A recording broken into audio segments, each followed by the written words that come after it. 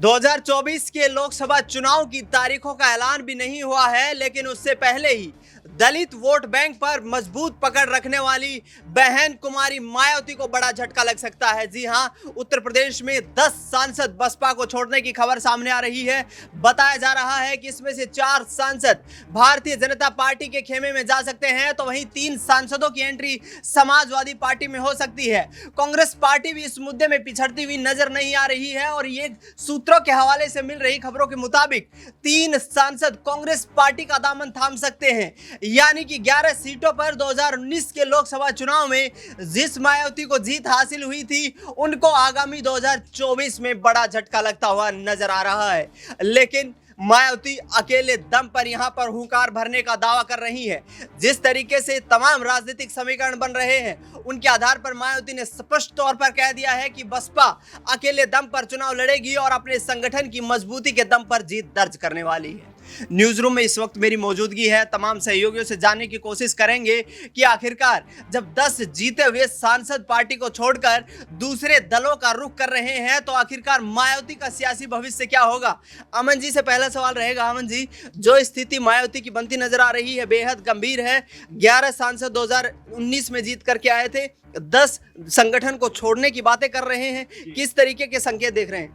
देखिए, बिल्कुल मायावती की अगर सियासी ज़मीन की बात करें तो 2017 में जो उनके पास तकरीबन 22% के आसपास वोट शेयर था, वहीं 2022 में ये सिमट कर 13% रह गया। तो जो उनका परंपरागत जो वोट बैंक था, उसमें भी लगातार गिरावट देखी जा रही है। वहीं जिस तरह से वो कहती हुई नजर आ रही है कि भाई हम तो अकेले चुनाव लड़ेंगे, तो ऐसे में उनकी जो सियासी पारी है उसको मुझे लगता है कि अब उनको समझने की ज़रूरत है कि ये 2007 वाला यूपी नहीं है, 2007 की तरह के सियासी समीकरण नहीं है, क्योंकि यहाँ पर जो बीजेपी है खासकर उत्तर प्रदेश में बेहद मजबूत हो चुकी है। 2014 में 70 से ज़्यादा सीटें उन्होंने जीती, 2019 में भी लगभग 60 प्लस सीटें उनके पास थी। तो ऐसे में मायावती को यह समझना पड़ेगा कि अगर अपनी जो राजनीति को बचाना है, तो कहीं ना कहीं किसी का हाथ ज़रूर पकड़ना पड़ेगा, क्योंकि कांग्रेस जैसी बड़ी पार्टी जो एक समय अकेले दम पर 400 से ज़्यादा सीटें लेकर आती थी, आज उसको भी तमाम सारे सहयोगी दलों के साथ में अपने आप को चलाने के लिए मजबूर होना पड़ता है। लेकिन यही सबसे अहम बात हो जाती है कि जब भी आप इस तरह के भंवर में हो, तो आपको फिर दूसरे लोगों का सहारे की ज़रूरत होता है, तभी आप इस तरह की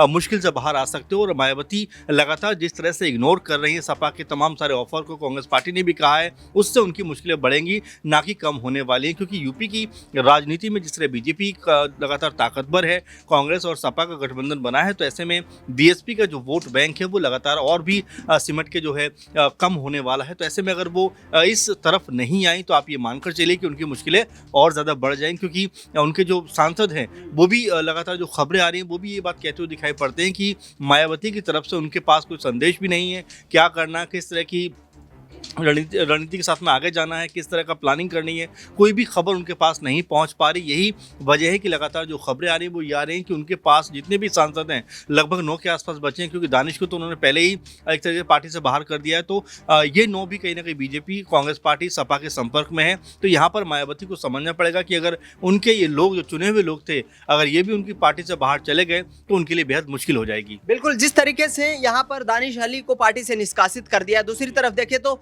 उनके सांसद श्याम सिंह यादव ये कह रहे हैं कि भाई हमें इंडिया गठबंधन में जाना चाहिए। आखिरकार क्या मायावती अपने जीते हुए नेताओं को, सांसदों का यहाँ पर संगठन में तवज्जो नहीं दे रही है? किस तरीके से यहाँ पर मायावती जो अपनी आगामी रणनीति को तैयार करती नजर आ रही है? देखिए, बिल्कुल मायावती कहती तो हूँ कि भाई मेरा जो है वोट शेयर, अगर मैं किसी के साथ में अगर अलायंस भी करती हूँ तो मेरे को बहुत फ़ायदा नहीं होता। लेकिन ये बात कहने की उनकी आसक्ति नज़र आती है, क्योंकि 2014 में जब वो अकेले चुनाव लड़ती हैं, उनके पास एक भी लोकसभा सीट नहीं आती। 2019 में जब वो सपा के साथ में गठबंधन करके और चुनाव में जाती है, उनके पास में 10 यानी कि टोटल 15 सीटें आती हैं, जिसमें सबसे अधिक बसपा को फ़ायदा होता है, क्योंकि वो 10 सीटें चुनाव में जीत जाती हैं। वहीं 2022 में जब वो अकेले चुनाव में जाती हैं विधानसभा में, तब भी उनको महज 1 सीट मिलती है। तो ऐसे में अगर वो गठबंधन करती है तो सबसे अधिक फायदा उनको होता है। लेकिन पता नहीं वो कौन सा सियासी गणित लगा रही हैं, जिसके आधार पर वो ये बात कहती हुई नजर आ रही है कि सब जो बसपा है वो एक बार फिर अपने दम पर वापसी करेगा, जबकि जो ज़मीनी हालात हैं, ज़मीनी जो उनकी जो राजनीति है,